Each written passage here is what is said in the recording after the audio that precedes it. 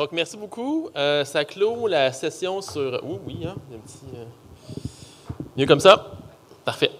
Donc, ça clôt un peu la session sur la sécurité nautique, maritime, etc. Right? Parfait. Donc, on va passer au clou de la journée, la santé des écosystèmes. On a parlé ce matin de manière un peu pompeuse quand même. Du transport, des risques qui peuvent arriver sur le Saint-Laurent. On n'a pas beaucoup parlé encore du Saint-Laurent en tant que tel, de l'objet d'étude qui vous intéresse quand même, qui nous réunit tous aujourd'hui.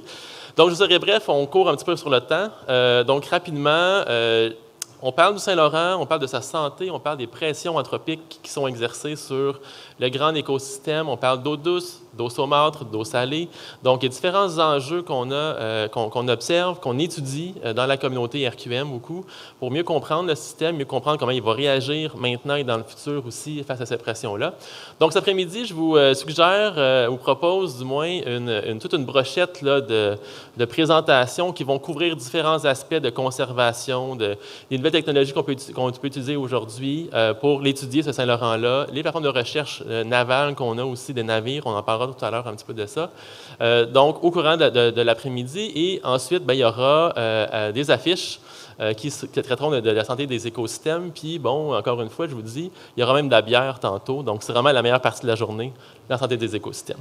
Donc, voilà, je m'arrête là. Je vais inviter notre premier conférencier, David Pelletier, qui va venir nous parler de l'intelligence artificielle au service de la conservation là, de la faune des fous de bassin. Voilà, David. À toi. Bon, alors bonjour à tous et à toutes. Alors bonjour, je vais vous présenter ma présentation qui est des ailes et des algorithmes. Dans le fond, l'intelligence artificielle au service de la science et de la conservation des fous de bassin. En fait, je vais vous présenter deux outils qu'on a développés via l'intelligence artificielle avec le Cédrin. Moi, je suis enseignant et chercheur en biologie au Cégep de Rimouski et oui, il se fait de la recherche même en dehors des CCTT. Donc, il s'en fait comme au niveau disciplinaire. Donc, pourquoi s'intéresser, dans le fond, aux oiseaux marins? Bien, premièrement, c'est que il y a beaucoup de choses qui les affectent dans l'écosystème, un petit peu partout sur la planète. Quand on parle de surpêche, quand on parle de changement climatique, de plastique, ça va nuire à leur alimentation, ensuite à leur reproduction. Qu'on parle maintenant, à cela s'ajoute la grippe aviaire aussi, qui a causé des torts assez importants dans les colonies, surtout au niveau de l'Europe. Un peu moins ici, mais quand même. Donc, il y a plusieurs défis auxquels ils doivent faire face. Et à ça, ben, dans le fond, ce qu'on observe au niveau de la planète, les oiseaux marins, ben, ils subissent un déclin vraiment important. On enregistre un déclin de 70 % au cours des 60 dernières années. Donc, c'est important de s'y intéresser à ce groupe d'animaux marins-là qui n'ont pas tout le temps leur place là, dans l'écosystème. On parle beaucoup des mammifères marins, des poissons, zooplancton et compagnie, mais les oiseaux, des fois, on les oublie. Alors, au Canada, ça se passe quand même, ça se porte mieux au niveau des populations. Ils se maintiennent, sauf qu'il faut savoir qu'on a seulement de l'information pour environ 38 % des populations, des espèces au Canada. Donc, il reste quand même une grosse partie là, de populations d'espèces pour lesquelles on n'a pas beaucoup de connaissances. Celles qu'on connaît bien, comme par exemple le fou de bassin, il y a une problématique au niveau de la reproduction ces dernières années. On s'était posé des questions à savoir pourquoi, qu'est-ce qui se passe. C'était très stable au niveau entre les années 70 et 2005, mais depuis ce temps-là, ça varie vraiment beaucoup, puis il y a eu vraiment une diminution vraiment importante. Si ça reste comme ça, bien, à un moment donné, on pourra enregistrer aussi des déclins de cette population-là. Donc, ce qu'on sait maintenant, on a mis le doigt sur le bobo, si on veut, c'est vraiment la problématique, c'est au niveau du nourrissage des jeunes. Donc, les oiseaux, ils ont de la difficulté à nourrir les jeunes. Et pourquoi? Ce qu'on voit sur les graphiques, en haut à gauche, c'est une corrélation très forte entre les stocks de maquereaux et le succès de reproduction. Donc, ce qu'on voit, dans le fond, c'est que les années où il y a eu, maintenant, on enregistre des faibles populations de maquereaux, des faibles stocks de maquereaux, puis on enregistre aussi des faibles succès de reproduction au niveau du fou de bassin. On a étudié ça au niveau du régime alimentaire aussi. Les autres graphiques correspondent au régime alimentaire, donc par l'analyse de régurgitation. Donc, c'est fortement corrélé aussi avec la présence de maquereaux, la présence de harengs. Puis plus le régime est diversifié, ce qu'on voit dans le graphique en bas à droite, plus le succès de reproduction est faible. Donc, ils sont capables de changer de régime, sauf que ça ne semble pas tout le temps bénéfique pour eux. Puis tout ça, dans le fond, tout ça, c'est quand même difficile d'aller chercher de l'information sur le régime, sur le comportement alimentaire. Et donc, on s'est dit, peut-être que l'intelligence artificielle pourrait nous aider à aller chercher de l'info sur le régime alimentaire et aussi sur le suivi de la reproduction de cette espèce-là pour avoir assez de données. Donc, on sait que c'est essentiel à faire les suivis de reproduction des oiseaux, sauf que c'est quelque chose qui est assez répétitif, qui est long, qui peut être coûteux en termes de personnes qui sont mobilisées, puis des personnes qui sont beaucoup plus qualifiées que compter des oiseaux sur des nids. Ils pourraient faire pas mal d'autres choses, les étudiants et étudiantes qui travaillent avec nous. Donc, on s'est dit, peut-être qu'on pourrait développer quelque chose d'automatisé pour remplir ça, pour acquérir des connaissances à ce niveau-là. Puis, au niveau du régime alimentaire, on a des outils qu'on utilise depuis quelques années. On est capable, avec des GPS qu'on met sur la queue des oiseaux, on est capable de localiser les zones de pêche des fous de bassin. Ce que vous voyez, plus c'est rouge, plus c'est des zones où les fous de bassin se sont alimentés au courant des 10 dernières années. Donc, on est capable d'aller chercher cette information-là, mais au niveau du régime, c'est encore un peu à la bonne franquette. Quand on manipule les oiseaux, ils régurgitent une fois sur deux environ. Ça fait qu'on joue dans le vomi, là, si on dit ça dans des mots crus. Puis là, on est capable d'identifier les espèces, sauf qu'on ne sait pas d'où ils sont allés chercher ces poissons-là. Donc, on avait fait un projet financé par Odyssée Saint-Laurent qui s'appelle Fou numérique. J'en parle un petit peu. C'est un projet fait en collaboration UQAR Cégep de Rimouski par Magella Guillemette, Pauline Martini qui est au doctorat sur cette thématique-là. Donc, on a équipé les oiseaux de différents appareils, donc mini-caméra, GPS et conciliateur de plongée, pour aller chercher l'information. Les proies, ils viennent d'où, à quel endroit dans la colonne d'eau, puis à quel endroit au niveau géographique. Donc, il y a une petite vidéo que je ne présenterai pas, mais juste rapidement là, pour voir. Là, on est sur le dos d'un fou de bassin. Ça fait qu'on voit, puis à un moment donné, il plonge, puis on va rentrer. Je vais juste le faire aller jusque dans l'eau. Donc, il vole. Allez, let's go! Donc, à un moment donné, il va plonger. Mais il ne plongera pas. Oui, c'est ça, il va plonger, mais non, c'est ça. Là, il est allé à la surface. Je ne me rappelais plus exactement laquelle vidéo j'avais mise. Là. Mais c'est ça, là, il est à la surface. À un moment donné, il va plonger dans un banc de lançon. Puis l'affaire, c'est que c'est vraiment difficile ça va vraiment rapidement. Puis ça produit des milliers de photos, des milliers de données. Puis là, c'est comme ça que j'ai rencontré des gens au Cédrin, à Matane, au cégep de Matane, avec différentes personnes, des étudiants. On a créé le projet RECAP pour reconnaissance et classification des poissons pélagiques.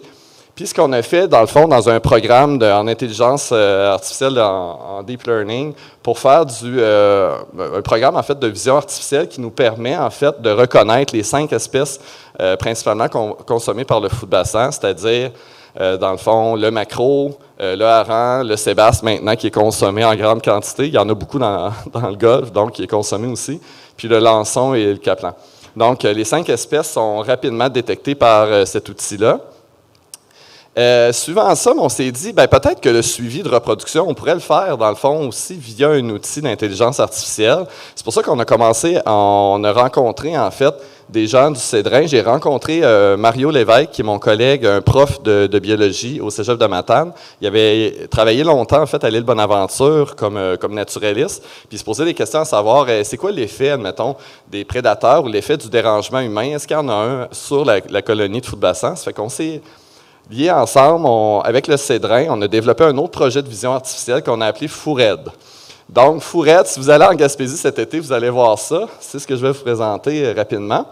Donc, FOURED, en quelques étapes. Première étape, ce qu'on a fait, c'est, on est allé sur le terrain, on a pris plein de photos des fous de bassin de différents âges, des prédateurs. On a fait appel aussi, moi j'ai une page web du laboratoire d'ornithologie marine. On est allé chercher des photos un petit peu partout dans la communauté. Ce qu'on a fait, de la notation, donc ça, c'est très chronophage. Donc, sur CVAT, une interface web où on fait des catégories juste pour ensuite entraîner un modèle d'intelligence artificielle. On a testé, ça nous a mené à un outil. Donc, on met une vidéo, on met des photos. Rapidement, ça va identifier les fous de bassin puis les différents prédateurs au niveau de la colonie. Mais là, c'est ça, on l'a fait avec 10 000 annotations. Il y a quand même une certaine précision. À 83 % on a une bonne reconnaissance de ce qu'on a sur une image. Par contre, on veut augmenter ça. Puis comment on va le faire? C'est qu'on a mis des caméras sur la colonie. Ça vise environ 500 nids, à peu près aussi large que ça, dans le fond. Vous êtes comme des fous de bassin là, devant moi. Donc, ce que ça fait, ben, dans le fond, on envoie les images à une borne d'annotation. C'est une borne physique sur laquelle il y a un écran tactile. Il y en a 3 qui ont été déployés en Gaspésie. Je vais vous montrer ça sur une carte. Puis ce qu'on demande, en fait, aux visiteurs, c'est de participer avec nous à faire de l'annotation pour entraîner le modèle, puis augmenter la précision du modèle. Donc, ce que ça donne comme outil, c'est ça. Là, on le voit un peu en live, là.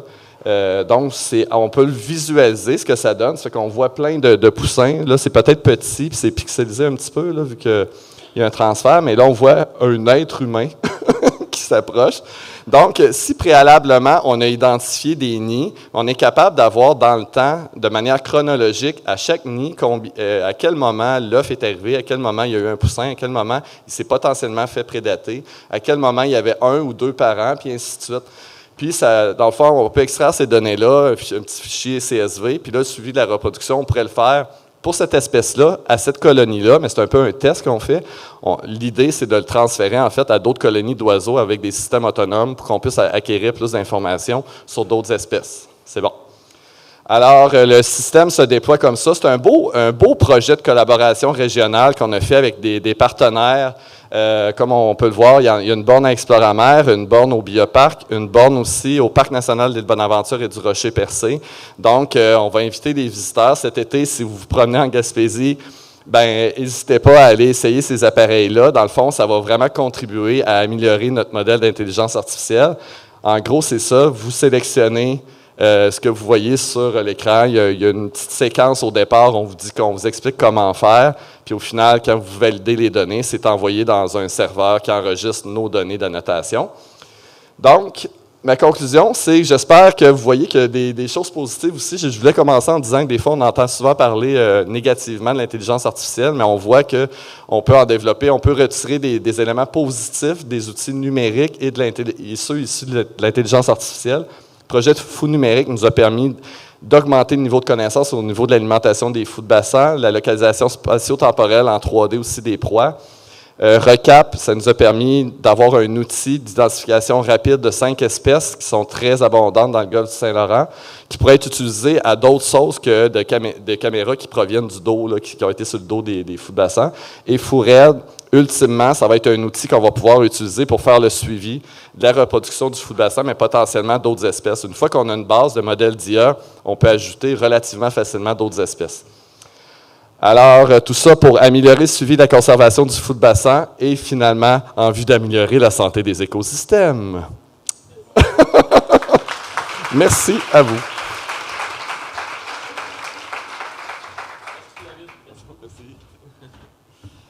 Donc, j'en retiens que Big Brother est vraiment rendu partout.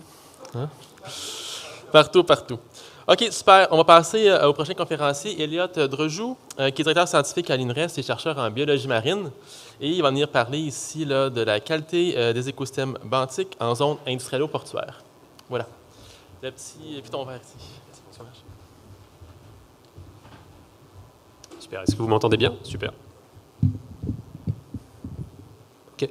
Bonjour à tous, mon nom est Elliot Drejou, je suis chercheur à l'Institut nordique de recherche en environnement et en santé au travail et je vais vous présenter aujourd'hui un programme de veille environnementale pour gérer la qualité des écosystèmes côtiers benthiques appliqué à la baie de Sept-Îles avec le modèle EnviroAction. Je vais partir d'un constat simple, c'est qu'aujourd'hui, il y a plus de 40% de la population humaine qui est située à moins de 100 km des côtes. Donc évidemment, sur cette carte-là, vous voyez qu'il y a une grande disparité entre les différents pays du globe, avec les polygones verts, là où il y a le plus de population proche des côtes. Et évidemment, une population proche des côtes indique qu'il y a sur les côtes des activités humaines assez importantes qui viennent venir justement se superposer sur des milieux assez restreints. Comme vous voyez ici sur les côtes, les parties en rouge sont les parties qui sont le plus susceptibles à un nombre d'activités humaines assez diversifié. Et on pense par exemple à la construction côtière, on pense au tourisme maritime, on pense aux pêcheries, etc. Donc évidemment, avec ce nombre d'activités humaines qui vient se superposer à un endroit, on peut se poser la question, est-ce qu'il va y avoir des impacts cumulés? Est-ce qu'il va y avoir des effets émergents qui vont arriver au niveau des écosystèmes? Je vous présente ici des travaux qui ont été tirés on ne voit pas trop bien en bas, mais qui a été tiré des papiers de Alpern et collaborateurs en 2019, qui se sont intéressés à classer la position de différents écosystèmes marins en fonction de scores d'impact cumulé, ce que vous allez avoir sur l'axe des X. Et donc ce score a été calculé en 2013, et sur l'axe des Y, vous avez l'évolution de ce score depuis 2013. Donc une évolution positive indique que ce score a augmenté depuis 2013. Et ce qui est assez intéressant de voir sur ce graphique-là, c'est que tous les écosystèmes que j'ai représentés avec le carré bleu sont des écosystèmes côtiers. Donc soit des écosystèmes côtiers, soit des écosystèmes en lien avec le benthos, donc dans les parties profondes de l'océan. Donc c'est intéressant de voir avec cette classification-là que les écosystèmes côtiers et les écosystèmes benthiques en général sont parmi les écosystèmes qui sont le plus susceptibles d'être impactés par les activités humaines et notamment d'avoir des effets émergents dus au cumul d'activités humaines. Donc, ce qui prouve qu'il est important aujourd'hui d'avoir des programmes de monitoring, de suivi des écosystèmes efficaces et d'avoir des études écologiques efficaces. Donc, moi, de mon côté, avec ma recherche, je m'intéresse surtout au domaine benthique, donc pas trop au niveau des oiseaux ou des poissons, mais vraiment au niveau des invertébrés. Donc, qu'est-ce que j'appelle le domaine benthique? Il s'agit de toutes les espèces et les habitats qui sont en lien avec le fond. Donc, avec le fond marin, on parle évidemment de différents comportements, que ce soit au niveau du cycle de vie des espèces, ou même au niveau de l'alimentation des espèces, toutes les espèces qui vont avoir un lien avec le sédiment. Ici, le petit graphe pour vous présenter aussi que le benthos est opposé au pélagique, donc toutes les espèces qui sont présentes dans la colonne d'eau, comme par exemple les mammifères marins, tels que les baleines. Et dans le benthos, on peut avoir différentes classifications avec les espèces qu'on va trouver sur le sédiment et les espèces qu'on va trouver dans le sédiment. Et ce qui est assez intéressant, c'est que les espèces benthiques ont un rôle assez élevé au niveau de l'écosystème parce qu'elles remplissent un certain nombre de fonctions, que ce soit en fonction par exemple de la filtration des eaux, que ce soit au niveau de l'alimentation avec le couplage entre les espèces qui sont présentes dans la colonne d'eau et les espèces qui sont présentes donc au niveau du fond marin. Donc tous les transferts de matière et d'énergie passent en partie par les écosystèmes benthiques. Ce qui fait que quand on s'intéresse aux écosystèmes, il est vraiment important et intéressant de garder justement le benthos comme milieu d'étude. Et notamment, on se rend compte aussi, quand on s'intéresse aux fonctions qui sont prises par ces espèces, que ces espèces et ces habitats ont un certain nombre de fonctions écologiques pour les populations humaines. On pense par exemple à l'apport de nourriture, bien sûr, avec la pêche directe de ces espèces, mais aussi à la protection contre l'érosion et aussi à la qualité des eaux. Quand je vous parle évidemment d'espèces benthiques, je vais vous donner quelques exemples. On a évidemment en tête des espèces commerciales comme le crabe des neiges ou le homard, mais on a aussi une grande variété d'espèces qui sont vraiment très importantes au niveau des cycles biogéochimiques qui se trouvent dans le sédiment, comme par exemple des annélides ou comme des petits arthropodes qu'on va trouver aussi dans le sable. On parle des espèces benthiques, mais aussi quand on parle de benthos, on parle des habitats benthiques. Donc quand on parle d'habitats benthiques, on pense forcément au fond marin, on pense aussi aux plages, qui sont un lieu d'échange très important entre le territoire terrestre et le territoire marin.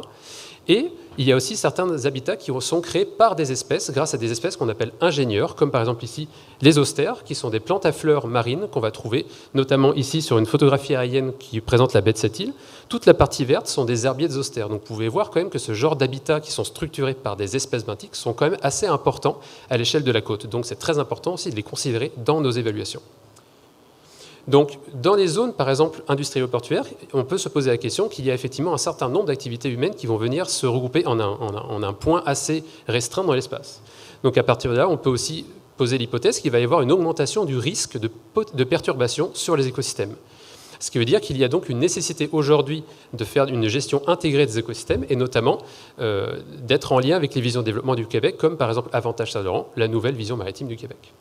Et c'est dans cette optique que se place l'INRES et ses partenaires pour avoir créé justement le système de modèle de gestion préventive environnementale qu'on a appelé le projet pilote EnviroAction. Et ce projet pilote-là est structuré en 5 étapes que je vais vous présenter un petit peu par la suite. Donc les 3 premières étapes de ce projet consistent à créer un observatoire environnemental, c'est-à-dire de s'intéresser donc avec les 3 premières étapes à compiler les données historiques sur la zone d'étude qui a été considérée, donc dans ce cas-là une zone industrielle portuaire, pour ensuite acquérir des relevés terrain ciblés sur les données qui nous manquent et compiler toutes ces informations pour pouvoir identifier des facteurs de stress et de perturbation potentiels sur nos écosystèmes. Et le but de cette étape-là est ainsi de pouvoir établir des plans d'action et de réaliser des recommandations pour les utilisateurs du milieu selon 3 grands volets, donc qui sont la qualité de l'eau, la qualité de l'air et le bruit sous-marin. Et la finalité finalement de ces 3 étapes va être la création d'un portrait actualisé sur nos milieux. On dit actualisé parce qu'il se pose justement sur les données historiques, mais aussi sur des données qui ont été collectées lors d'inventaires dédiés, pour pouvoir faire en sorte d'aiguiller les projets de recherche et ainsi d'informer les décideurs. Et basé sur ce travail-là, Nous passons ensuite aux étapes 4 et 5 du modèle qui, elles, constituent le modèle de système EnviroAlert. Et le but de ce système-là est d'utiliser justement le portrait actualisé de la zone, mais d'aller plus loin et d'avoir justement la possibilité d'instrumenter le milieu. Donc ce que j'appelle par instrumenter le milieu, c'est justement poser des capteurs qui vont permettre d'informer sur l'état de variables clés de notre écosystème. Et l'utilisation de ces données-là va nous permettre ensuite de mieux comprendre l'évolution des habitats et donc les potentielles évolutions des espèces qui y habitent. Donc en instrumentant notre zone d'étude, on va pouvoir, dans des endroits clés, obtenir des données qui sont en temps quasi réel et de pouvoir réaliser donc une veille environnementale. Et l'intérêt vraiment de ce projet d'EnviroAlert est de pouvoir, à la fin, discuter avec les partenaires commerciaux, de discuter avec les partenaires industriels, discuter avec les partenaires académiques pour mettre en place des systèmes de seuil qui, puisque nous avons des données en temps quasi réel, vont nous permettre d'informer est-ce qu'une variable dépasse un certain seuil, et si cette variable dépasse un certain seuil, on est capable d'informer les partenaires pour, en prévention d'une perturbation ou d'une anomalie dans le milieu, de pouvoir aller directement sur le milieu et comprendre ce qui se passe, ou s'il s'agit d'une perturbation, pouvoir la régler le plus vite possible et limiter ses impacts dans le milieu. Donc en utilisant des algorithmes informatiques qui sont basés sur de l'intelligence artificielle et du big data, on va être capable, avec les EnviroAlert, de pouvoir obtenir des outils qui sont facilement déployables, qui sont fiables et transparents, avec une neutralité scientifique vraiment importante par rapport à tous les partenaires, pour le suivi des écosystèmes côtiers. Et l'utilisation justement de toutes ces données va nous permettre in fine de mieux comprendre comment est-ce que ces écosystèmes vont varier dans le temps, comment est-ce qu'on peut avoir aussi un impact en tant que communauté et population humaine, et surtout de mieux voir comment est-ce que justement ces habitats vont évoluer pour mieux protéger notamment les communautés benthiques. Je termine cette présentation en vous disant que ce projet-là est en cours de déploiement actuellement dans la zone portuaire de cette île, et nous allons instrumenter aussi la zone portuaire de Saguenay dès l'année prochaine. Je vous remercie pour votre attention.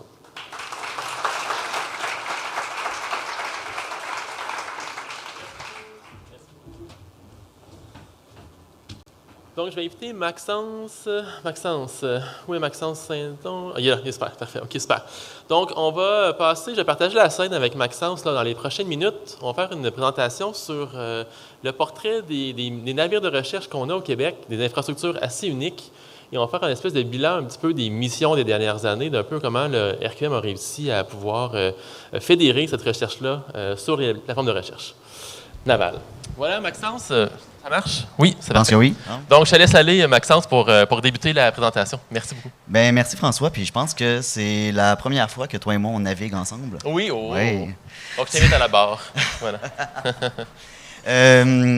Donc, je suis Maxence Saint-On, je suis en ce moment agent de recherche à l'Institut des sciences de la mer de l'UQAR, mais je me suis aussi autoproclamé ambassadeur du RQM vu mes 5 années de service à la coordination des missions, d'où notre intérêt commun à François et moi. Par contre, la manette, ouais.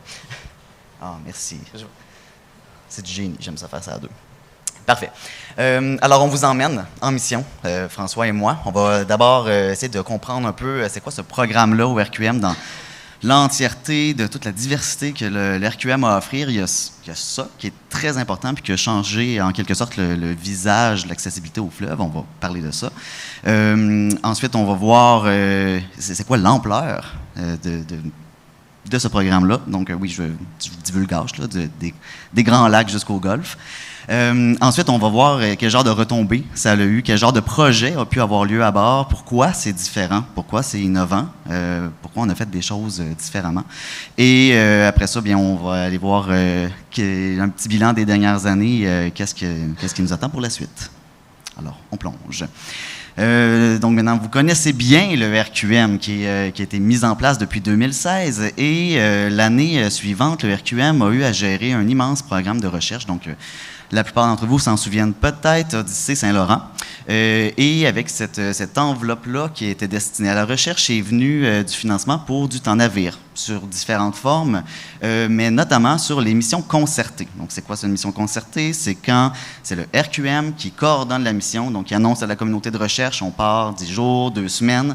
Est-ce que ça pourrait vous aider dans votre projet de venir à bord pour aller chercher des nouveaux échantillons, informations? En fait, la première mission qui a été coordonnée par le RQM, ça a été une mission hivernale. C'était une première, ça aussi, sur la Monson, l'hiver, sur le fleuve.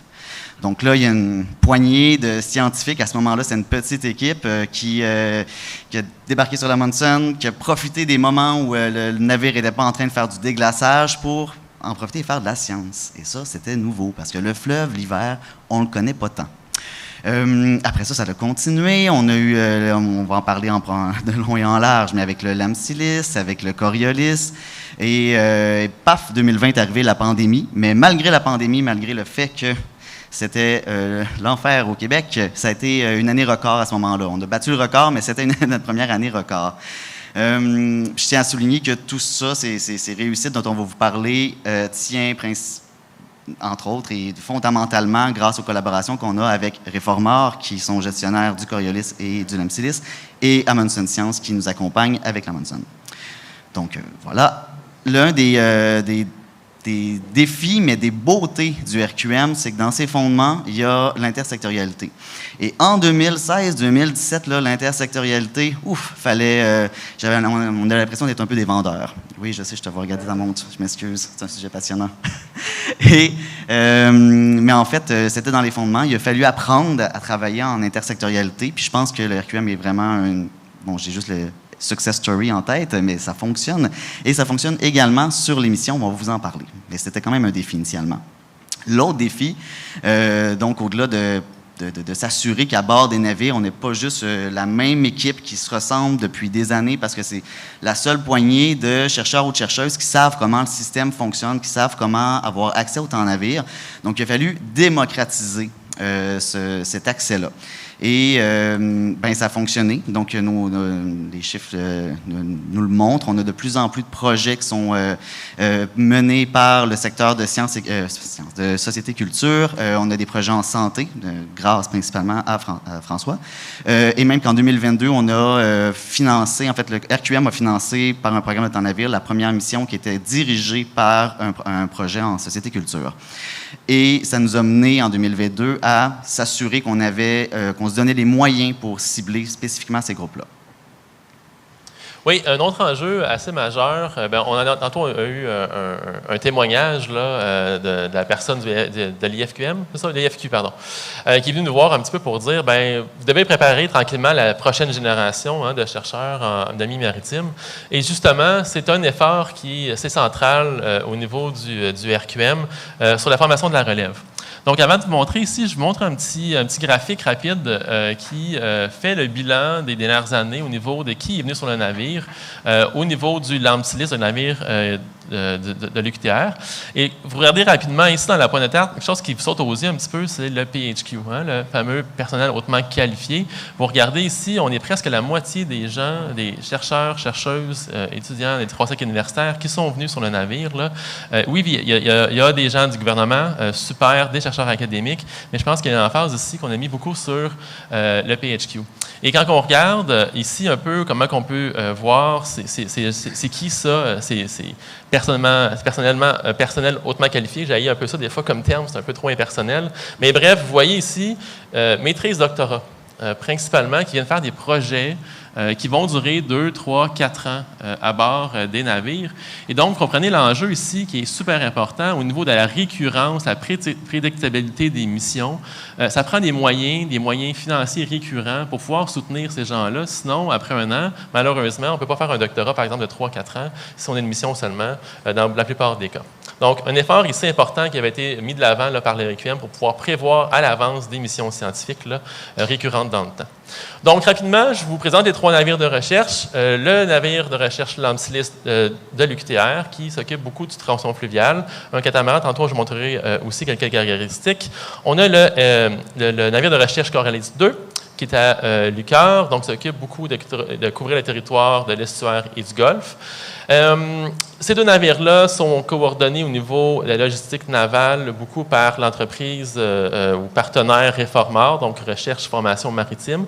Éric et Christine sont ici aujourd'hui, si vous voulez aller leur jaser tout à l'heure au petit kiosque là-bas. Et j'ai vu hier Alexandre, je n'ai pas vu aujourd'hui, je ne sais pas s'il est là, mais d'Amundsen Science, donc qui est l'organisme qui gère les missions scientifiques à bord du fameux Amundsen là, qui travaille un brise-glace du gouvernement canadien là, qui fait beaucoup de travail en hiver. Une autre chose que je vais faire ressortir rapidement ici, là, c'est le fait qu'il y a plus d'une vingtaine d'organisations là, qui ont participé aux missions. Donc, ce n'est pas juste des académiques, il y a des gens du gouvernement, il y a des gens de paquet d'organismes qui sont venus aussi à bord des navires que le RQM a permis de pouvoir embarquer. Et j'apporte votre attention sur le bas là, de l'image. Ce n'est pas seulement au Québec qu'on a des gens qui viennent participer avec des missions avec nous, mais aussi en Ontario, aux États-Unis, en Europe. Donc, on trouve vraiment ces plateformes-là en dehors des limites là, provinciales simples du Québec. Un petit graphique aussi ici pour vous montrer l'importance la propulsion qu'a eue la recherche maritime au Québec au niveau académique suite au positionnement que le RQM a fait de mettre les navires à la disposition de la communauté. Et ce que vous voyez sur le graphique, au niveau du LAM6 ou du Coriolis 2, c'est une documentation très, très marquée du nombre de jours ou du nombre de missions qui ont été dédiées à la recherche au Québec. Et donc, vous voyez ici, en 2019-2020, on a lancé des missions fédératrices au niveau du LAM-SLIS. L'année suivante, au niveau du Coriolis 2, et vous voyez ici l'augmentation nette de la disponibilité de cette plateforme-là et du nombre de jours en mer qui ont permis de former, de faire de la recherche, de faire des programmes en concertation avec d'autres secteurs d'activité ici également. Donc, on a 3 navires de recherche, comme je disais tout à l'heure. Vous avez ici une carte un petit peu qui montre les points d'échantillonnage, les traces où les bateaux se sont promenés là, au cours des dernières années. Donc, le Lantilis part du lac Ontario, donc à la naissance du fleuve, un peu si vous voulez, là, et va arrêter quelque part dans le coin de Rivière-du-Loup. Et bon, après ça, on a les points du Coriolis 2, vous pouvez voir, là, qui couvrent l'estuaire, le golfe en grande partie, et avec des petits points rouges aussi qui montrent les missions hivernales à bord de l'Amundsen. Donc, vous voyez ici le territoire qui est couvert grâce à ces fameuses plateformes-là qui n'étaient pas possibles, qui ne seraient pas possibles autrement pour faire la recherche en mer. Donc, on a vraiment ici une complémentarité et une couverture spatiale assez impressionnante. Là. Je voudrais même qui fait aussi des fois l'envie de nos collègues canadiens qui n'ont pas accès à des plateformes comme ça aussi disponibles et aussi performantes que nos plateformes de recherche. Donc, rapidement, je vous montre quelques petits projets innovants qui ont eu lieu à bord du LAM-SLIS. Maxence parlera dans un instant ensuite là, des autres navires. Donc, en rapide, le LAM-SLIS est un bateau qui est adapté au tronçon fluvial, peut échantillonner de faible profondeur, d'1,5 m environ. Possède un chalut de fond également. Donc, souvent, par exemple, la faune peut utiliser ce chalut-là aussi pour faire des estimations de population de poissons, savoir c'est quoi la diversité des poissons, où est-ce qu'on les retrouve. Donc, il y a énormément de travail sur les poissons qui sont faits à bord du LAM-SLIS. On a 2 laboratoires complets, un sec et un humide, qui permet de faire un paquet d'expériences, de pouvoir préserver des échantillons. On a même des hottes ventilées. Donc, bref, on peut faire à peu près tout ce qu'on veut à bord de ça. C'est vraiment un laboratoire universitaire flottant. Et on peut avoir environ 15 personnes là, scientifiques plus l'équipage naval d'un point de vue journalier. Donc, quelques petites vignettes rapides là, sur des recherches qu'on a pu faire à bord. Ici, c'est un exemple d'une collaboration avec un chercheur aux États-Unis de l'État de New York, Michael Twist, où on a mis en lumière un peu l'effet de l'enrichissement en nutriments au niveau de la vallée du Saint-Laurent, là, donc toute la partie où on fait énormément d'agriculture. Ce que vous voyez ici, c'est que la biomasse du phytoplancton, qui est un indicateur de productivité du système, donc plus on en a dans le système, plus on devient dans un système plutôt eutrophié, eh bien ici, était très, très faible à la sortie des Grands Lacs. Et on voit un petit peu plus loin, là, dans le coin de Montréal, Trois-Rivières, Québec, on a une augmentation drastique là, de cet indice de biomasse-là. Et ce qu'on se rend compte en plus de ça, c'est qu'on a un changement dans la communauté avec énormément de cyanobactéries qui sont maintenant dominantes, rendues maintenant en face d'ici à Québec. Donc, c'est quelque chose qu'on a pu mettre en lumière avec cette infrastructure-là qui va des Grands Lacs maintenant jusqu'à passer Québec. Un autre papier qui sera publié dans le futur, vous pouvez voir, là, la date c'est juillet 2023, donc c'est sorti, mais officiellement sera publié le mois prochain. C'est un papier d'une étudiante au doctorat de l'Université de Montréal avec qui on a collaboré et qui s'intéresse aux fameuses terres rares qu'on peut entre autres retrouver dans l'imagerie biomédicale, les cellulaires. Donc, on est vraiment dans un monde technologique aujourd'hui. Ça prend des minéraux spéciaux et on en trouve des traces importantes. Donc, ce qu'on voit sur le petit graphique ici, c'est une anomalie, donc une abondance de ces fameuses terres rares-là, le galonium dans ce cas-ci, qui est retrouvé à la sortie de la ville de Montréal en grande abondance. Donc, il y a des déchets qui ne sont pas traités dans les usines de traitement des eaux usées et qu'on retrouve, on voit très marqué ici, dans le Saint-Laurent ensuite. On peut se poser la question ensuite, c'est quoi les impacts sur le biota? Mais pour l'instant, on a fait la démonstration qu'il y en avait dans le système qui circulait et que c'était vraiment une source humaine de notre côté. Finalement, ici, un autre pan de ma recherche qui est plutôt personnel, je m'intéresse beaucoup à la microbiologie, à la virologie dans Saint-Laurent. Donc, durant la pandémie, on s'est intéressé à trouver les virus d'origine humaine, dont la COVID, pour voir s'il y avait des traces.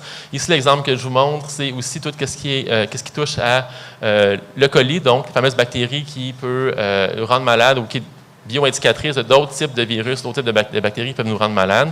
Donc, on a fait un portrait global complet du Saint-Laurent au niveau de où est-ce qu'on peut se baigner, où est-ce qu'on ne peut pas se baigner, ce qu'on retrouve ce type de pathogènes-là, et leur origine aussi. Donc, je ne vendrai pas le punch pour l'instant. Il y a une affiche tout à l'heure d'une étudiante de mon laboratoire là, qui parle de ça. Donc, je vais laisser son petit pitch de vente tout à l'heure de venir le faire après. Max. Ah, ici, oh, excusez-moi, c'est vrai, c'est moi qui l'ai eu hérité, celle-là. C'est bon.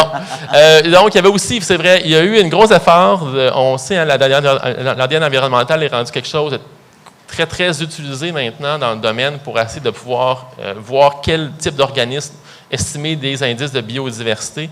Dans ce cas-ci, c'est beaucoup de gens des ministères, par exemple, avec des chercheurs qui sont mis ensemble pour faire un peu le portrait, je dirais, de Montréal jusque dans l'estuaire au niveau de l'outil ADN environnemental et de voir si ça collait avec le communauté de poissons qu'on retrouvait dans l'eau. À savoir, est-ce qu'on retrouve un bout d'ADN? Est-ce qu'il y a vraiment, par exemple, je ne sais pas moi, une carpe asiatique qui se traîne vraiment dans le coin ou pas? Donc, c'est un petit peu l'idée ici, c'est qu'avec le bateau, on peut faire l'ADN environnemental à bord, mais aussi avec le chalutage pêcher pour commencer à voir maintenant ce que ces traceurs-là indiquent bien la réalité des choses. Merci, François. Donc, l'autre navire, le navire de Lucar, donc à Rimouski, qui est le Coriolis, qui est je le définirais par compact et efficace, dans le sens qu'il y a tout est disponible pour faire des missions complètes, mais qui est facilement accessible. Donc, c'est son grand avantage. Un très grand pont arrière qui permet également d'aller déposer différents types d'équipements ou containers. Donc, si ce n'est pas un équipement qui est déjà à bord, c'est tout à fait possible de l'amener. Il y a aussi de la place là, jusqu'à 13, 14 scientifiques à bord. Et l'aspect compact fait aussi en sorte qu'il y a une grande proximité avec l'équipage. L'équipage qui est hautement intéressé d'ailleurs dans les projets scientifiques, puis qui ont développé également une expertise dans le déploiement d'équipements scientifiques. Dans le genre de projet qu'on a eu, je vois vraiment ça avec le RQM puis l'accès au genre de missions concertées comme des propulseurs pour certains projets. Donc, celui-là, en fait, François a mis le point tantôt sur l'importance de la formation. Bien, c'est un projet de maîtrise qui a été entièrement construit autour de missions du RQM. Donc, l'entièreté des données qui ont été utilisées ont été prélevées durant ces missions-là. Alors, pour les chercheurs, c'est un atout incroyable de pouvoir offrir ça à leurs étudiants à la maîtrise et au doctorat. Puis, je ne sais pas, vous avez quel âge, là, mais moi, ma maîtrise, elle date quand même d'à peu près 15 ans. Puis, à l'époque, avoir l'opportunité, la chance de monter à bord d'un navire, il fallait être à Rimouski, à l'Ismer, puis être bien placé. Alors que maintenant, vous avez vu avec la quantité de temps, de journées de temps en navire qui a explosé, bien, ça fait un immense accès pour la communauté étudiante. Tantôt, François a mentionné la recherche avec différents ministères, mais on les fait aussi avec la recherche au collégial, les CCTT. Et là, on a eu quelques projets avec Mirinov notamment, et celui avec Bioptère. Bioptère, ce projet-là a également été propulsé là, grâce aux missions, parce qu'auparavant, la collecte donc ce que vous voyez dans le pétri, vous allez en entendre parler demain avec Marie Tifo de Bioptère. Elle est très passionnante et passionnée. Donc, dans les eaux du fleuve, il y a des champignons marins. Et auparavant, avant d'avoir accès à bord du navire, la collecte d'échantillonnage était sur les rives, là où ils trouvaient du matériel. Et puis ensuite, avec le Lampsilis, avec le Coriolis, sur 2 ans, ils ont pu aller faire une grande campagne d'échantillonnage là-dessus. Et Marie a présenté à l'Ocean Science Meeting l'an dernier les résultats de ce projet-là. Un autre projet qui a été propulsé, T-Rex, donc Danny, si jamais vous avez envie de lui en parler, je suis sûr qu'il ne sera pas avare de commentaires, mais la toute première année de T-Rex, c'était pas encore, on était comme une espèce d'année zéro, là, c'était pas encore le budget nécessaire pour prendre le bateau pendant une semaine ou deux pour aller faire le projet, et donc ce projet-là s'est fusionné à une mission concertée, puis ça a donné évidemment c'est une expérimentation de dispersion. Et grâce au succès de cette première expérimentation-là, le programme et le projet a été financé par après et a duré sur quelques années. Il dure encore, je crois. Ensuite, l'Amundsen, donc je vous ai parlé un peu de la particularité que normalement, ce immense navire-là, que peut-être plusieurs d'entre vous ont visité hier, parce qu'il y avait Amundsen Science a eu la gentillesse d'ouvrir les portes du navire pour notre congrès.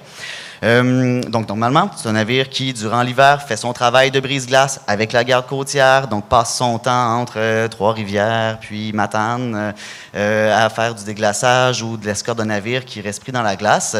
Et l'été, s'en va dans l'Arctique pendant plusieurs mois pour faire des importantes missions scientifiques. Mais depuis en 2018, 2019 et 2020, donc là, il y a dans les dernières années, c'était autour de 25 scientifiques qui montaient à bord. Et l'équipe allait là. Et là, c'était complexe. Parce que d'habitude, sur les longues missions, il y a une partie de la mission, c'est pour les géologues. Les autres, c'est pour les physiciens, les biologistes. Mais là, c'est tout le monde en même temps, pendant 2 semaines. Et c'est tellement... on va tellement parasiter le travail de la garde côtière que généralement, on n'a pas la date exacte de notre départ avant la veille ou l'avant-veille quand on est chanceux. Donc, il faut mobiliser ce monde-là rapidement. On embarque sur le navire. Et ça a donné, là aussi, j'aime ça, ça me permet d'aller, je pourrais en parler durant des heures. Ça permet à d'autres projets de se faire propulser, notamment, donc Sébastien Sauvé de l'Université de Montréal travaille sur les contaminants émergents. Son terrain de jeu, c'était le fleuve à Montréal, et soudainement entend parler des premières missions concertées du RQM. Parfait, envoie un étudiant. Oh wow, ça fait des beaux résultats. Soudainement, c'est plus juste Montréal, c'est la grandeur du Golfe. On peut recommencer. Allons-y pour une 2e année. On fait un suivi, en surface, en profondeur. Et là, soudainement, le projet est devenu d'intérêt pour l'ensemble du Québec et ça a donné le projet de maîtrise de Jean-Christophe Picard qui est venu plusieurs reprises. Et là, le fait qu'il y a énormément d'étudiants, que c'est des missions qui sont différemment construites, ça donne de la place au leadership étudiant. Et là, je t'aime beaucoup, Danny, mais les physiciens à bord, ils ont toujours des idées extrêmement funky. Et on a un étudiant en 2019 qui vient nous voir, donc lui prend des images de drones de la glace. Oh boy! Et on a dit fort bien, cher étudiant, viens voir le capitaine, suggère ton idée qui n'était pas prévue au plan. Il a suggéré, le capitaine a dit parfait, tu y vas. Et ça a donné son projet de maîtrise avec, on a pu en fait faire une vague désagrégée de la glace pendant qu'il prenait des images de drones. OK. Vite. En 2020, on a trouvé la première larve de flétan de l'Atlantique, dans le Golfe. C'était la première fois que c'était trouvé parce qu'il faut aller exactement au bon moment. Puis l'étudiant qui était là, il y avait juste des dessins pour essayer d'identifier si c'était bel et bien ça. Mais les analyses génétiques nous ont montré que oui. Fait que c'est encore là un projet qui a été propulsé. Peut-être rapidement, on peut faire aussi, Donc, rapidement, pour terminer, il y a quelques projets autres qui ne sont pas nécessairement des trucs scientifiques comme on l'imaginait au début à bord des navires. Il y a des choses aussi avec l'art, la science qui sont faites. Donc, on a reçu des artistes à bord. Il y a Geneviève Dupéré qui est là. L'autre personne, je n'arrive pas à voir son nom. Félix, c'est ça? Oui, Félix. Oui, voilà, qui travaille beaucoup sur aussi le fleuve en hiver. Donc, des perspectives autres que nous-mêmes, scientifiques, souvent très navals, là, on peut avoir sur le fleuve. Donc, ça inspire beaucoup d'autres façons de connaître le fleuve. On a fait énormément d'événements grand public aussi, autant à Trois-Rivières qu'à Rimouski, donc des activités avec la science, avec l'art, des portes ouvertes pour venir voir les bateaux, les visiter, en comprendre plus. Donc, vraiment des efforts qui ont été faits de guerre pour parler aux gens, pour les faire comprendre ce genre de plateforme de recherche, leur importance au Québec. Beaucoup de présence dans les médias. Vous pouvez vous imaginer aussi, les découvertes qu'on a dit tout à l'heure ont énormément de topo, la semaine verte à CBC, dans l'actualité, à O-Radio. Bref, il y a eu vraiment beaucoup d'exposure, qu'on peut dire en anglais, là, sur ces missions-là. Et donc, peut-être un dernier mot pour toi, Max? En fait, si vous voulez encore m'entendre parler durant des heures des sujets passionnants ou qui me passionnent, demain, il y a la présentation sur la mission Inclusion. Donc, je vais garder l'info de cette mission-là pour demain. Mais sinon, en 2022, outre la mission Inclusion, on avait réservé également une enveloppe budgétaire pour des projets qui étaient menés différemment, qui étaient menés par d'autres secteurs que Nature et Technologie. Puis c'est comme ça qu'on a eu l'Expédition Bleue avec Anne-Marie Asselin qui présente également un kiosque de l'autre côté et qu'on a ouvert aussi à différents profils de carrière, notamment aux professionnels de recherche, aux étudiants postdoctorants. En fait, c'est pas des étudiants, c'est des chercheurs postdoctorants. Je pense que c'est un peu ça le mot de la fin. Hein? Disons-le, on essaie de rendre, via le programme, ces plateformes-là accessibles à peu près à tous au Québec. Je pense que l'idée, c'est de pouvoir continuer à financer ce genre d'initiative-là dans le futur. Donc, espérons que les sous seront au rendez-vous là, lors du renouvellement du RQM. Voilà, merci beaucoup. Merci.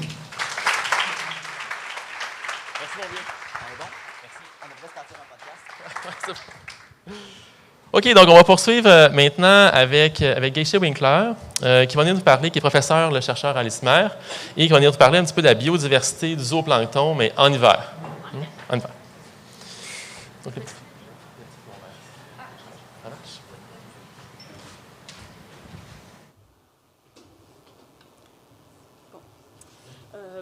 bonjour tout le monde. Je suis petite, donc je vais arranger ça peut-être comme ça. Ouais. OK. Aujourd'hui, je vais vous parler un peu qu'est-ce qu'on a ramassé dans ces missions hivernales. Et Maxence, il y avait déjà parlé de notre étudiant qui a cherché des larves de poissons et finalement, dans son première année, il n'en a pas trouvé. Donc, Christophe Andersen a décidé de changer son champ de recherche du ichthyoplancton vers le zooplancton. Donc, aujourd'hui, je vais présenter un peu de ces résultats avec des résultats d'une initiation à la recherche. Donc, 2 étudiants qui sont maintenant plus étudiants, donc ils sont diplômés, ils font d'autres choses dans leur vie. Mais je pense que ça serait quand même intéressant de vous donner un peu d'idées. Donc, le plancton, c'est l'Odyssée à la dérive. Donc, ça fait un peu effet à l'Odyssée Saint-Laurent, dans lequel on se trouve dans cette aventure. Et normalement, c'est une vidéo. Je ne sais pas si ça fonctionne. Est-ce que... Bon. On voit les organismes sont à la dérive et principalement ici, on voit des méduses et des copépodes. Donc, les copépodes, c'est eux qui sont des petits organismes ovales avec 2 antennes et ils font des fois pas grand-chose, mais ils sont très divers et je vais vous montrer un peu qu'est-ce qu'ils font dans notre environnement.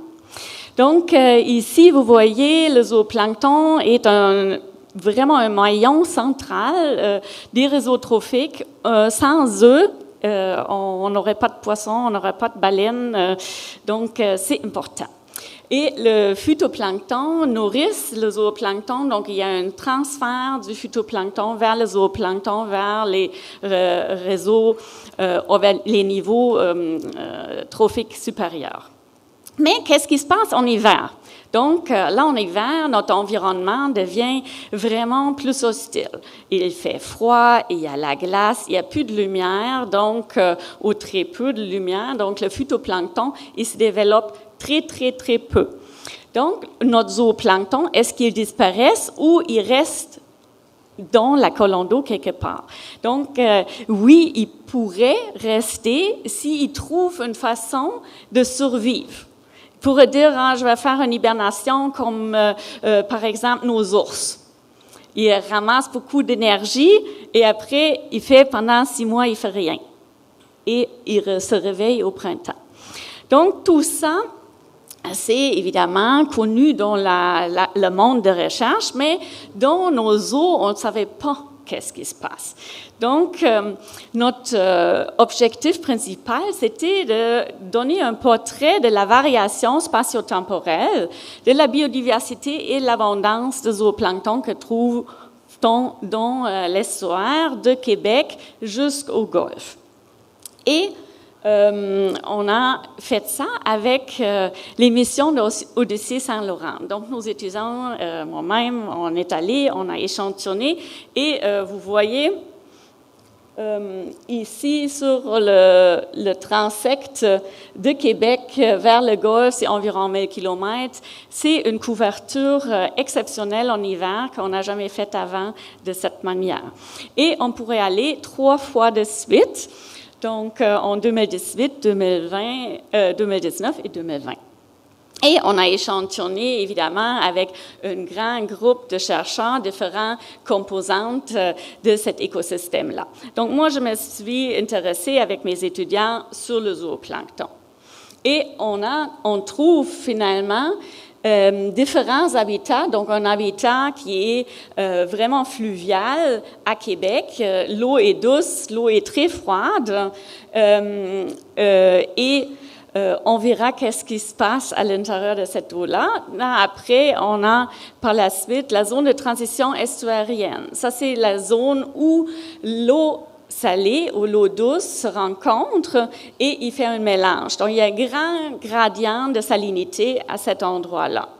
Et après, on a l'estuaire maritime du Saint-Laurent. Donc là, ça devient beaucoup plus profonde et les conditions physico-chimiques sont beaucoup plus marines déjà. Et dans le Golfe, il y a donc un quatrième habitat qui devient aussi un peu différent en termes de leurs caractéristiques de salinité et de température. Donc, qu'est-ce qu'on trouve dans ces habitats-là en termes de biodiversité? Donc, c'est compliqué, je ne veux pas aller dans tous ces détails de cette graphique-là, mais qu'est-ce que ça nous dit ici? On a, dans le premier panel, on a des individus, donc la densité, l'abondance, et on voit qu'on a une augmentation des abondances du fleuve ou de l'eau douce vers l'eau salée. Et la même chose, on voit aussi le nombre d'espèces augmente énormément de la partie à Québec. Il y avait vraiment très peu d'individus et d'espèces disponibles. Et après, dans les 2-3 autres zones, on avait en moyenne 10 espèces de copépodes qu'on a trouvées. La biodiversité dans les 3 zones, la transition, l'estuaire maritime et le Golfe, est assez stable. Et dans le fluvial, on ne pourrait même pas laisser estimer parce qu'il y avait juste une espèce. Donc, on regarde maintenant en comparant ça avec l'été, donc la mission LAMCELIS en 2020, par exemple, on voit une augmentation des nombres d'abondance dans les zones d'estuaire fluvial à Québec, de l'estuaire de la zone de transition, mais dans les autres 2 zones, donc l'estuaire maritime et le Golfe, le nombre d'individus reste assez stable. Donc, ça veut dire, en hiver, les copépodes qui vivent là, ils sont capables de survivre. Et la diversité aussi restait stable. Donc, ça veut dire qu'il y a des mécanismes, des non-organismes qui sont capables de trouver l'hiver quand même confortable, disons.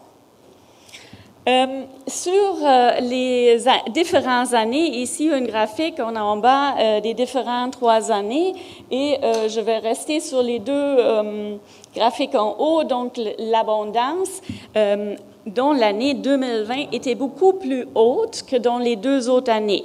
Et la même chose pour la richesse des espèces, donc le nombre d'espèces trouvées, elle était plus haute en 2020 qu'en dans les 2 autres années. Et ceci est peut-être lié au fait que dans les années 2018 et 2019, on est allé échantillonner très tôt dans la saison, donc en février, début février. Mais en mars, en 2020, la succession de notre communauté avait déjà changé. Et dans ce moment-là, on a finalement trouvé notre larve de poisson qu'on cherchait depuis longtemps. Donc, la communauté change horizontalement, longitudinalement de Québec vers le Golfe, et on le voit dans la composition de couleurs dans des différentes régions. Pour regarder ça en termes de différentes espèces et types de communautés, donc dans l'estuaire fluvial, on trouve les espèces de d'eau douce. Donc, cette année, aussi ces hivers-là, on avait juste trouvé une espèce, donc c'est pas beaucoup. Et dans l'estuaire de transition, on trouve une communauté qui est adaptée au fait que la salinité change beaucoup. Et après, dans les deux autres, l'estuaire maritime et le golfe, les communautés ils se ressemblent beaucoup plus. Et ça, c'est les espèces plutôt pélagiques et océaniques. Donc, pour conclure, on avait donc été capable d'avoir un portrait hivernal sur 1000 km. On voit que la diversité est variable, évidemment, entre l'eau douce et l'eau plus salée de plus en plus. Et on a une forte variabilité interannuelle qui peut être due au fait que pas chaque année est pareil. Cette année, on a vu, c'était assez frais en juin. Mes petits plantes de tomates, ils ne vont pas encore rien faire. Donc, la même phénologie, on peut l'avoir aussi dans les eaux. Donc, c'est vraiment quelque chose, si on veut comprendre qu'est-ce qu'ils font nos communautés planctoniques, il nous faut des données, il faut y aller et je pense la QM de propulser ces avancées-là avec des missions annuelles récurrentes, c'est vraiment très, très important pour toutes nos recherches pour faire face à tous les changements qu'on va avoir dans le futur. Donc, merci beaucoup.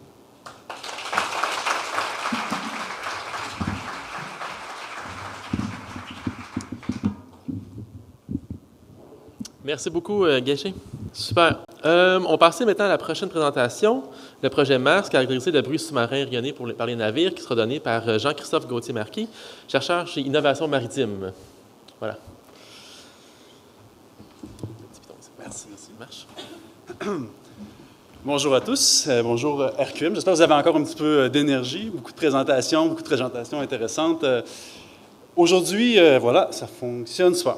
Aujourd'hui, je vais vous parler d'un projet auquel je participe depuis 2 ans et demi maintenant, le projet Mars. Et en fait, le projet Mars, pour faire la genèse un petit peu de ce projet-là, c'est que depuis les dernières décennies, il y a une meilleure compréhension des impacts du bruit sous-marin sur les espèces qui vivent dans le Saint-Laurent, en fait, qui vivent dans le milieu marin. Et il y a une certaine sensibilisation au-delà de la compréhension de l'impact du bruit. Et ces impacts-là peuvent être divers et variés selon l'intensité du bruit.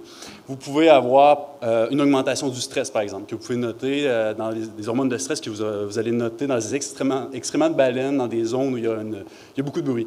Vous pouvez avoir une perte d'audition, qu'elle soit temporaire ou permanente. Et vous pouvez avoir du masquage des communications.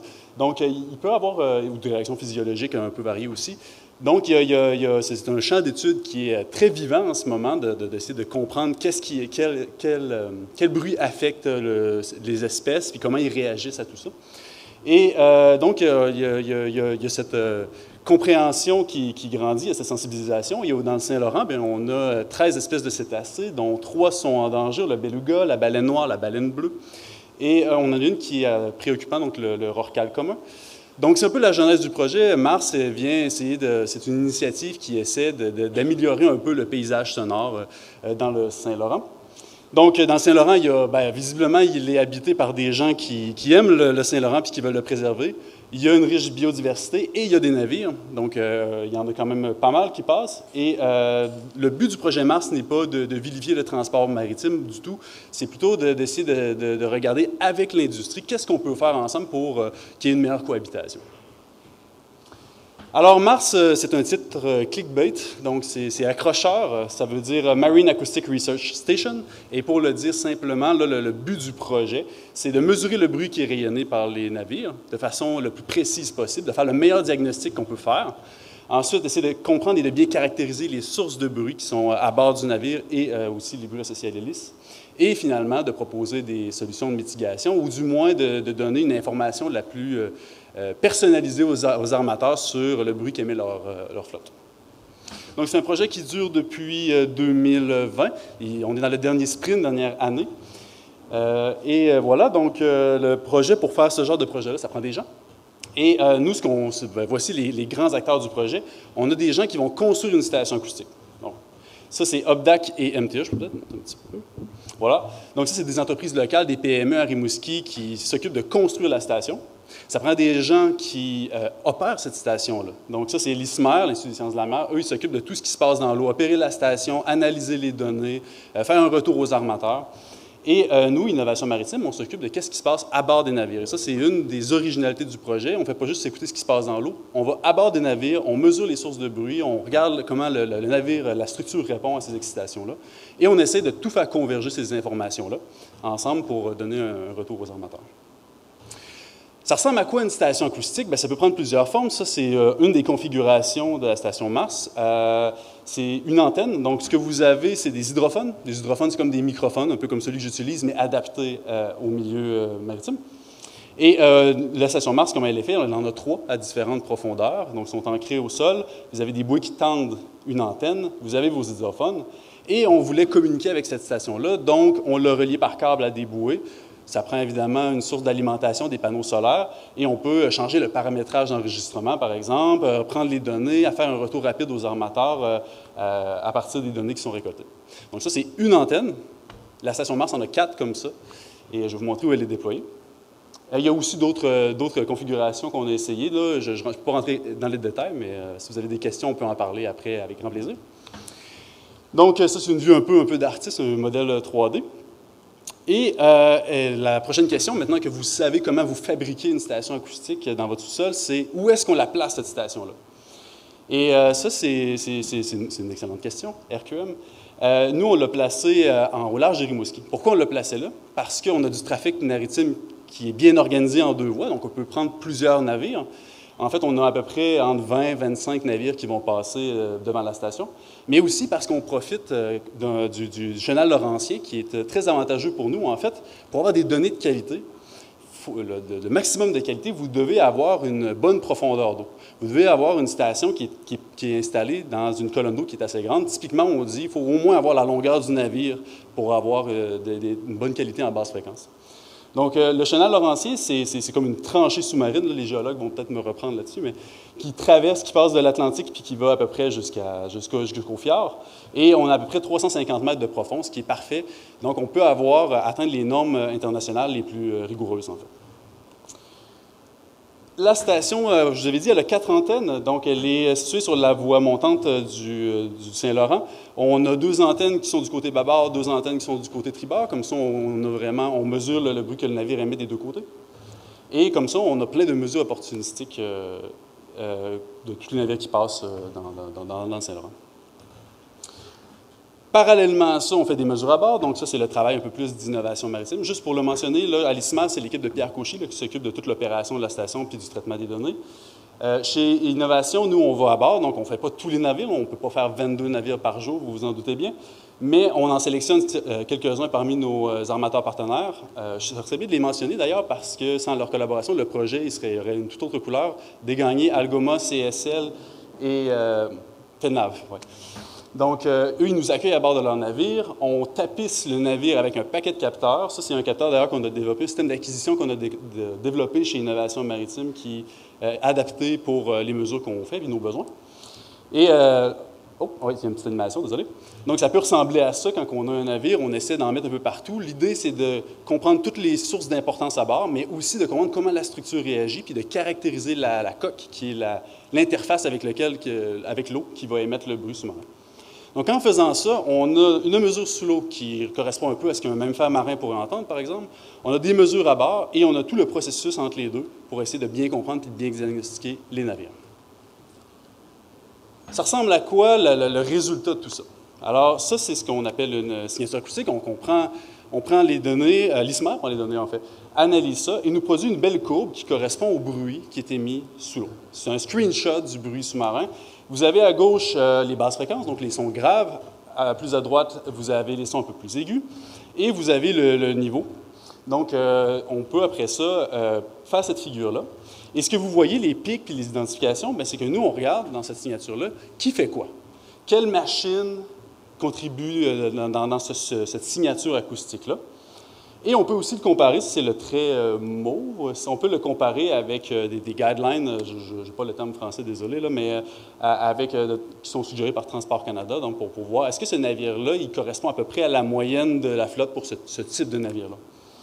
Donc, si on peut donner ça à l'armateur, juste une question, y a-t-il un timer à quelque part? Non? Quelqu'un va crier un moment donné? Ah, super, merci. Parfait. Donc, ça, c'est un résultat qu'on donne à l'armateur et ça lui permet de voir à peu près son navire se situe où dans la flotte. Une autre façon de présenter les données qui peut être intéressante, c'est de se dire, OK, bon, on a identifié qu'il y avait des bruits de machinerie, des bruits associés au moteur, aux génératrices, des bruits associés à l'hélice. Dans ce cas-ci, vous voyez la courbe en bleu, c'est du bruit qu'on appelle large bande. Ça correspond essentiellement au bruit qui est produit par l'hélice, et plus spécifiquement par la cavitation de l'hélice. Donc, c'est le phénomène par lequel l'hélice va créer des petites bulles qui vont imploser. Donc, ça fait énormément de bruit. C'est la source principale du bruit sous-marin pour les navires, qui est la marine marchande qui navigue à plus que 8 nœuds. Mais vous avez quand même une contribution de la machinerie. Et ce qu'on peut faire, c'est de regarder, OK, on va regarder dans les basses fréquences, les sons graves, les plus hautes fréquences, on va se dire qui fait quoi là-dedans. Donc, ici, ce que vous avez, c'est, on dit, OK, bon, ben, on découpe ça en bandes un petit peu plus larges. On a moins de détails que sur la courbe précédemment, mais ça nous permet de dire, OK, en basse fréquence, autour de 31 Hz, vous avez une certaine contribution de la machinerie, puis une certaine contribution de l'hélice. Puis si vous voulez agir sur cette bande de fréquence-là, bien, c'est ça qu'il faut attaquer. Puis on met des petits indices en bas, des petits dessins.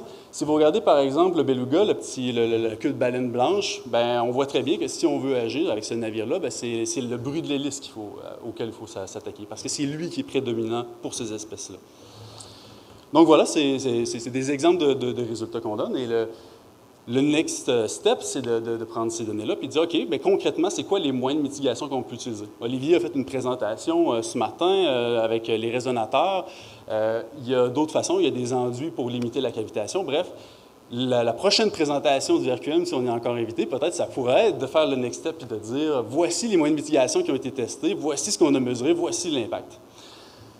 Et voilà, donc juste pour conclure, parce qu'il me reste un petit 30 secondes, juste pour vous dire qu'est-ce qui se passe en ce moment, bien, OPDAC MTA, il essaie toujours d'améliorer la station et les façons de déploiement. L'ISMA, c'est l'automatisation des signatures, essayer de faire un retour le plus rapide possible aux armateurs avec un rapport le plus complet possible. Et de notre côté, bien, on travaille avec les données à l'intérieur. Est-ce qu'on est capable d'extraire plus d'informations sur la cavitation et le bruit de l'hélice juste avec nos capteurs à l'intérieur? On est capable d'estimer le bruit que va faire le navire juste avec nos capteurs à l'intérieur? Bref, on fait ce genre de développement-là, et ça sera pour une autre fois. Merci beaucoup.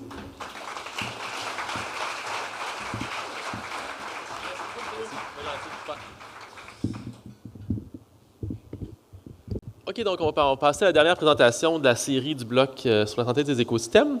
Donc, j'invite Ludovic. Je ne sais pas, parfait, super. OK, donc Ludovic est postdoctorant à l'UQAR, spécialisé en écologie benthique marine. Et il va nous parler un petit peu de l'effet de la désoxygénation des eaux de fond sur la biogéochimie des sédiments. Ludovic, je laisse la parole. Le bouton ici. Pour passer. Marche. Oui, c'est là. Bonjour, je suis vraiment content d'être ici pour vous présenter mes résultats et puis je vais vous amener à 200 km en aval. Je ne suis pas très bon en orientation, je pensais par là. Puis à 300 mètres de fond pour parler de la désoxygénation en fait dans le Saint-Laurent.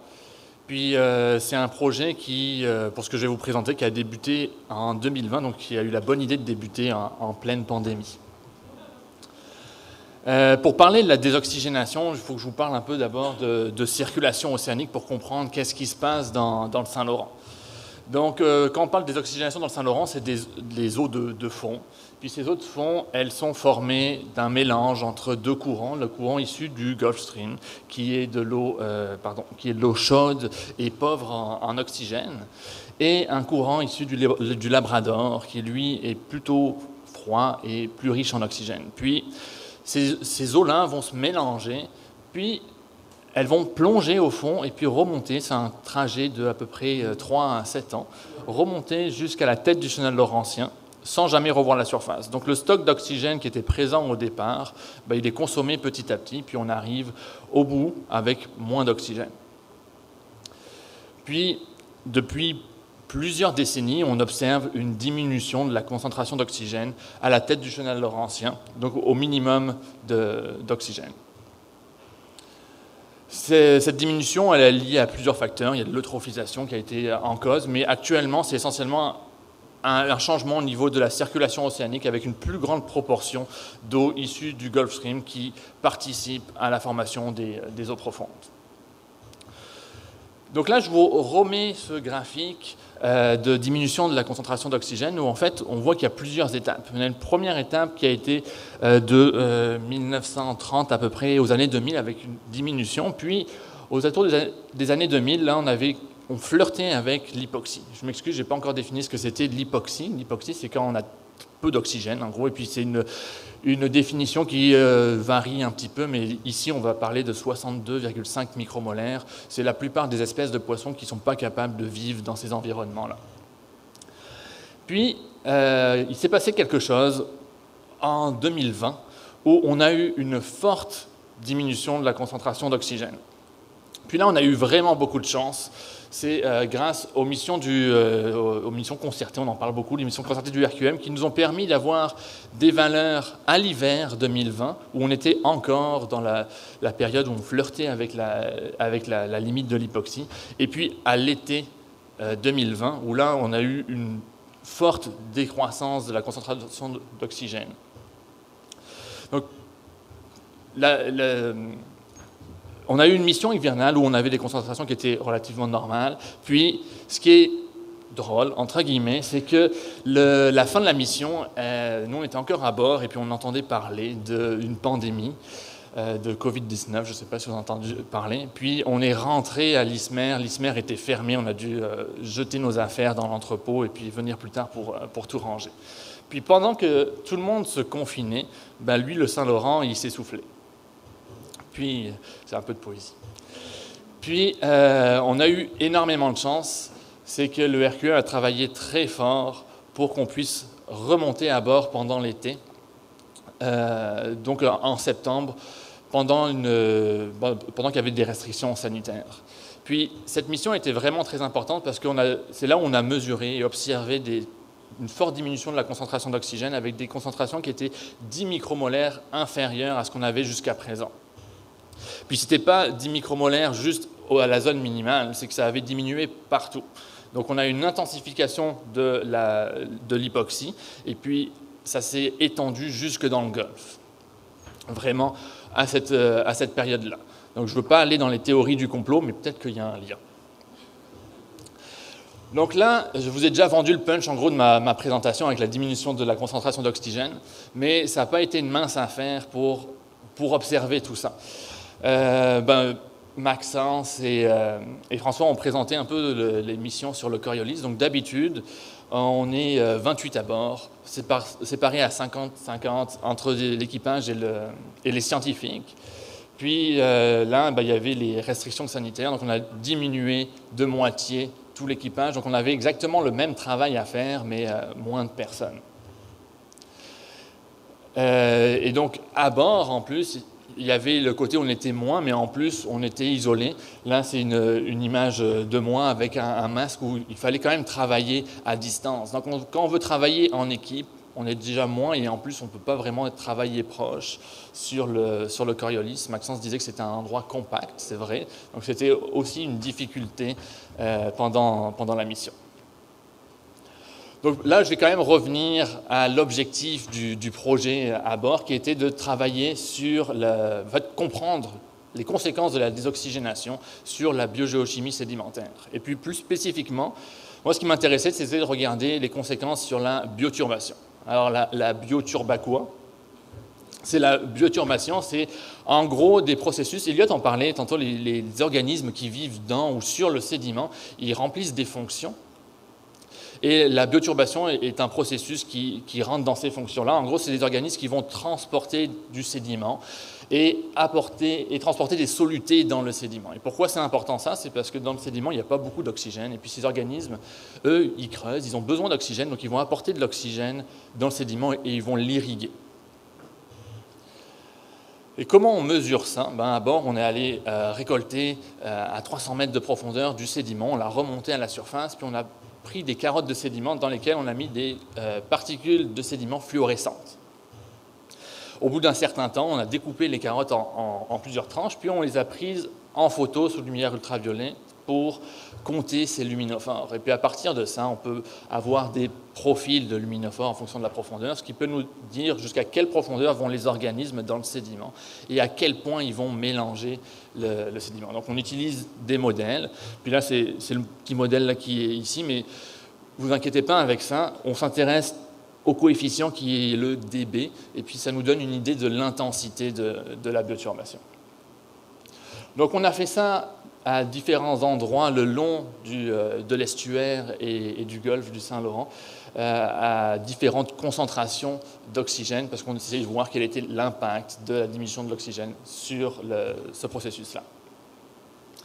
Puis voilà les principaux résultats. Donc sur ce graphique-là, on a, comme je disais, le coefficient de bioturbation, l'intensité, en fonction de la concentration d'oxygène dans le fond. Puis là, on ne va pas parler des modèles qu'il y a là-dessus. Je vais vous aider avec des droites où ce qu'on voit, c'est que quand on est dans des concentrations d'oxygène relativement importantes, ben, on a toujours la même bioturbation qui est stable, donc des organismes qui vont mélanger le sédiment. Puis passer un seuil qui est à peu près à 60 micromolaires, là, on a une forte décroissance jusqu'à atteindre des taux qui sont quasi nuls. Donc ça, qu'est-ce que ça implique? Ben, on se rappelle de mon petit cours 101 sur la bioturbation, que c'est des organismes qui vont mélanger le sédiment et apporter de l'oxygène dans le sédiment. Ben, les implications, c'est que dans ce sédiment-là, si on n'a plus de bioturbation, ce qu'on voit ici, en fait, c'est que l'OPD, la pénétration maximale de l'oxygène dans le sédiment, eh ben, elle remonte. Donc sur ce graphique, on a des concentrations d'oxygène en haut, et puis sur l'axe des Y, c'est la profondeur dans le sédiment. Puis pour vous aider, j'ai rapporté les concentrations d'eau de fond en bas sur les graphiques. Donc ce qu'on voit, c'est que l'oxygène dans le sédiment, il pénètre moins, il remonte vers la surface du sédiment. Et en plus, on a des profils qui sont de moins en moins variables. Donc ça, c'est un signe qu'il y a moins de bioturbation parce qu'elle disparaît et donc il se passe la même chose partout. Puis ça m'amène aux conclusions. C'est que on a, en gros, ce qu'on trouve dans notre projet, c'est que la bioturbation, elle arrivait à compenser jusqu'à présent la diminution de la concentration d'oxygène. On ne voyait pas beaucoup d'impact sur les sédiments, mais que maintenant, on est passé en dessous d'un seuil et que ce processus-là est plus capable de compenser. Donc ça fait que les sédiments deviennent un environnement qui est beaucoup moins hospitalier pour les organismes. Ça fait une boucle, en fait, qui empêche les organismes de s'installer dans ces sédiments, qui diminue encore plus la bioturbation.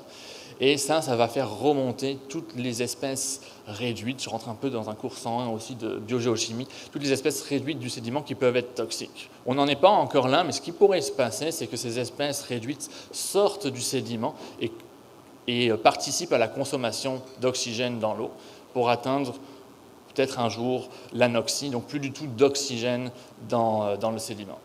Donc, il y a ce problème d'oxygénation qui est un problème pour tous les poissons ou les organismes pour les pêcheries.